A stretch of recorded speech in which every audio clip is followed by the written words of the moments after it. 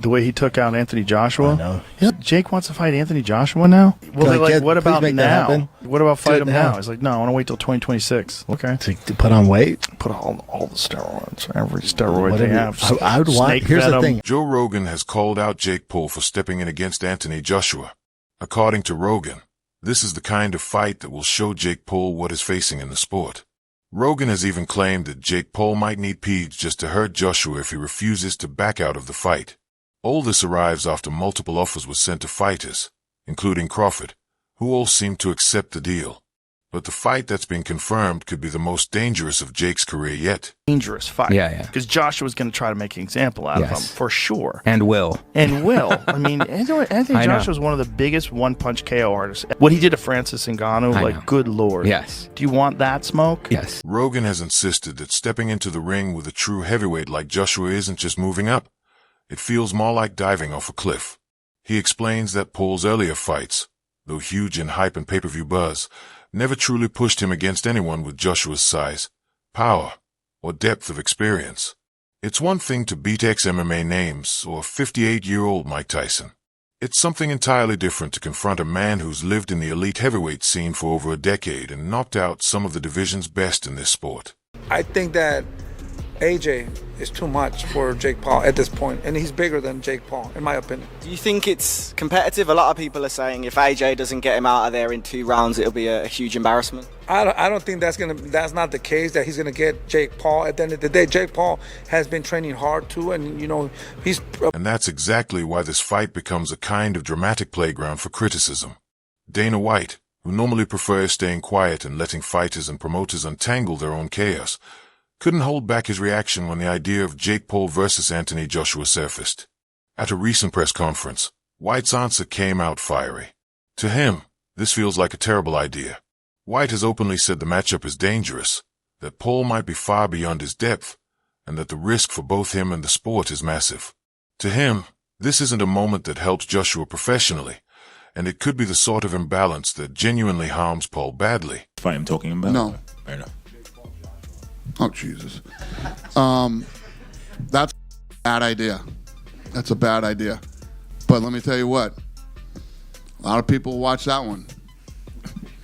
Will you watch it? Sure. You know what everybody's tuning in for on that one. Even Tommy Fury, who stepped in with Jake before and walked out victorious, popped onto social media with a message blending mockery and warning.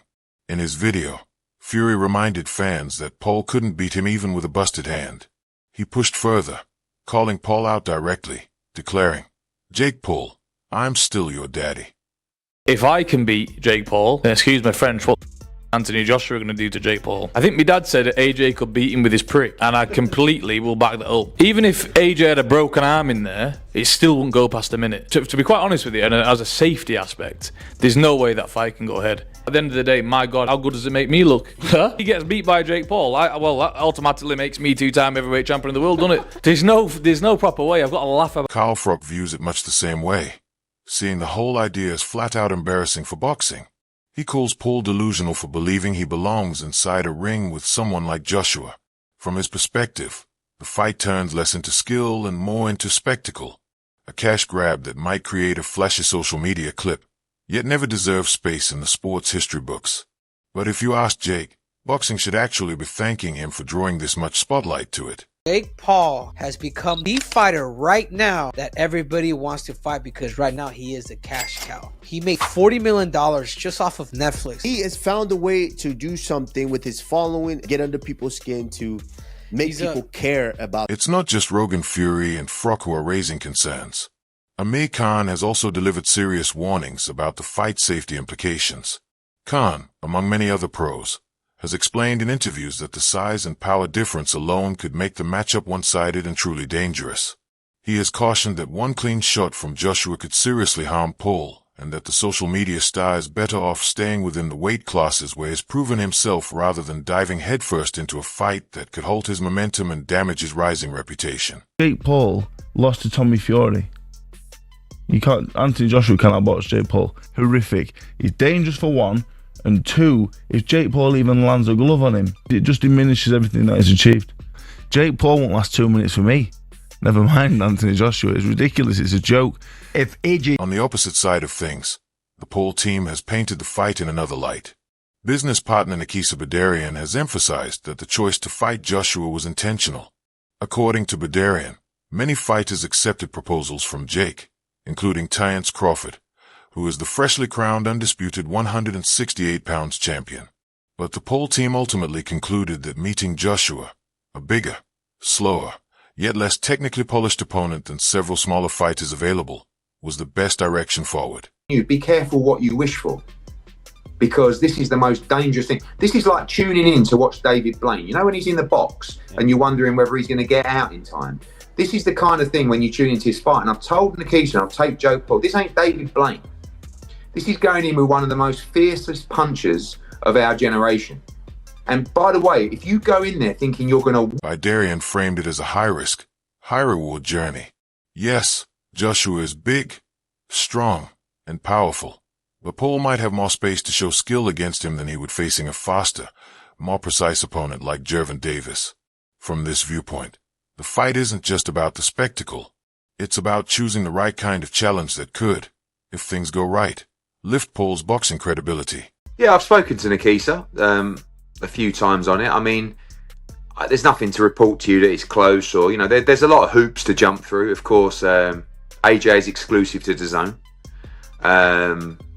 We also work very closely with His Excellency, and although we have no contract with him, we're in talks for big fights next year. Of course, Tyson Fury being one of them. So we'd definitely give him the respect of making sure that he was... Still, experts in the sport remain doubtful. Joshua hasn't stepped back since a knockout loss to Daniel Dubois. Yet even with that setback, he stands as a heavyweight with crushing power, refined skill, and seasoned experience far beyond anything Paul has encountered inside a ring. Analysts emphasize that Paul has never met anyone of Joshua's stature, and the matchup could swiftly reveal flaws in the YouTuber's technique, stamina, and capacity to absorb heavyweight shots. From the view of boxing purists, this isn't some bold ascension for Paul. It feels more like tossing him to the wolves, a moment where the danger of injury or career-shifting defeat runs high. Khan warns AJ could easily knock out Jake in 2 rounds, but size-up power gap poses serious danger. Boxing isn't a game, and this mismatch could lead to someone getting hurt. The fight shouldn't happen, no matter the money in... Public perception also becomes a massive factor shaping this entire controversy. Some pundits argue that a loss for Joshua would be catastrophic for his legacy. If he wins, critics insist it won't add much to his career because he fought a social media celebrity rather than a legitimate contender. It's a no-win situation in terms of public perception. Combine that with the fact that Paul's team is openly promoting the fight as a must-see spectacle, and the narrative grows complicated. On one hand, there's a huge financial payday and massive media attention. On the other, there's the possibility of a public relations disaster, or worse, a physical one. That's the criticism. Fight someone in their prime who's a beast. I think people just want to see me lose. That's really what the message is behind it all. And Anthony Joshua is an insane fight, but I want that challenge. Joe Rogan's warning about PEDs has only intensified the controversy even more. Though he hasn't outright accused Paul of using performance-enhancing drugs, his remarks hint that anyone entering the ring with Joshua might feel driven to chase any edge just to survive or compete. Fans are now debating not only the skill gap and physical danger, but also the ethical and medical stakes involved when a young social media star steps in against an elite heavyweight under such circumstances. Jack Paul, if Joshua destroy him, the headache of Jack Paul will go from my mind. If Jack Paul win, I will know that Joshua is finished, and Jack Paul deserve to be ranking and deserve to have future in boxing, right? Even with all this backlash, Jake Paul is charging forward into the fight. He's publicly confident, vowing to shock the world and leaning hard into the bravado and theatrics that helped make him famous in the first place. From a promotional angle, this matchup feels like a masterstroke. It carries controversy, it carries spectacle, and it carries a built-in audience of curious viewers who want to see whether the social media boxer can stand with a former heavyweight champion. The promotion itself has been orchestrated with the fight officially scheduled for December 19th in Miami, ensuring maximum exposure and a beachside stage for all the drama to unfold. Cool payday to go in and spark Jake Paul before we start the serious stuff in 2026? Don't tell me what we should and what we shouldn't be doing. Answer the question honestly. Would you do it if you're AJ? When are you going to fight a real fighter? Goes well out the window, and I will have to personally provide a wheelbarrow so he can bring his cojones into the ring. Ryan Garcia has also recently summed up Jake Paul's chances in just 3 words: worst possible fight. Speaking on Inside the Ring, Garcia said that if Jake could somehow win even 1 or 2 rounds against Joshua, it would feel like a victory in itself. This, he noted, is a big dude, heavyweight, emphasizing the size difference and the challenges Paul would face against someone with Olympic-level training and championship experience. He suggested that Jake might be overestimating his own right-hand power, believing he can drop Joshua the same way Daniel Dubois did. Look, but Anthony, listen to me. Don't take a dive with this Jake Paul, mate. Do not do that, not for $1 billion, my pal. Don't do it. Don't do as the others have done. Do not take dives. If he fights, you knock him dead as a nit, and good luck with it. Tyson says he's going to bet £1 million on Jake Paul knocking out Joshua. This is what I'm saying. How's that work? He can't, can he? Anthony Joshua could knock Jake Paul out. He has also described the fight as a perfect storm of ambition and hubris. He pointed out that Paul might be chasing massive moments more than realistic boxing goals. From Garcia's perspective, Jake is searching for situations where he can land one punch and create headlines, but he may not truly understand that Anthony Joshua has dealt with the kind of power Jake has never experienced. The YouTuber-turned-boxer is walking into a world where misreading distance, timing, or even stamina can lead to more than simply a loss. It can bring serious career-defining consequences. Facing someone like Joshua demands not just skill, but the ability to stay composed under pressure, something Paul hasn't been pushed to show at this level. Jake Paul, we've seen what he can do, and at a level he's very good. You know, the people who he's been fighting, he's been better than a 58-year-old Mike Tyson. He's better than a 50-year-old Mike Tyson. Julio Cesar Chavez Jr., he was better than what he was. But once again, these are guys who aren't current, who aren't, ranked in the world right now at heavyweight, and who weren't Olympic gold medalists, who, this is something completely... Meanwhile, Ariel Helwani has raised alarms about the fight's safety. Helwani has dismissed arguments that a Paul versus Joshua matchup diminishes the latter's legacy, noting that boxing greats like Muhammad Ali and George Foreman had also stepped into unusual or gimmick fights during their careers. But he shifted quickly toward a far more urgent concern: Jake Paul's health. Drawing comparisons to Francis Ngannou, who was knocked out cold and left motionless for what felt like an eternity, Helwani emphasized that boxing is a sport where careers and lives can genuinely be on the line. It is not hyperbole to say people die in boxing. Helwani explained that while the spectacle of the matchup generates clicks, the real story is whether Jake Paul could face serious or lasting damage in the ring against a man like Joshua. The concern becomes especially pressing given Joshua's power and experience and Paul's lack of exposure to high-level heavyweight competition. I know he just got knocked out, right? Yeah. He doesn't have a chin, and he has no skill, and he's stiff. And I love you, Anthony. We're friends. But I want to fight you. I will beat Canelo. I will beat a lot of people. I will not beat... David Haye, another former champion, echoed these warnings in equally vivid terms.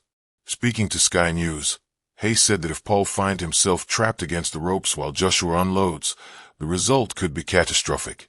He even suggested, in no uncertain terms, that a mismanaged moment could be the end for him and potentially his last day in the ring. While dramatic, Haye's words highlight a point many experts and former fighters have been quietly repeating for weeks. The combination of Joshua's size, strength, and precise punches makes this matchup genuinely dangerous.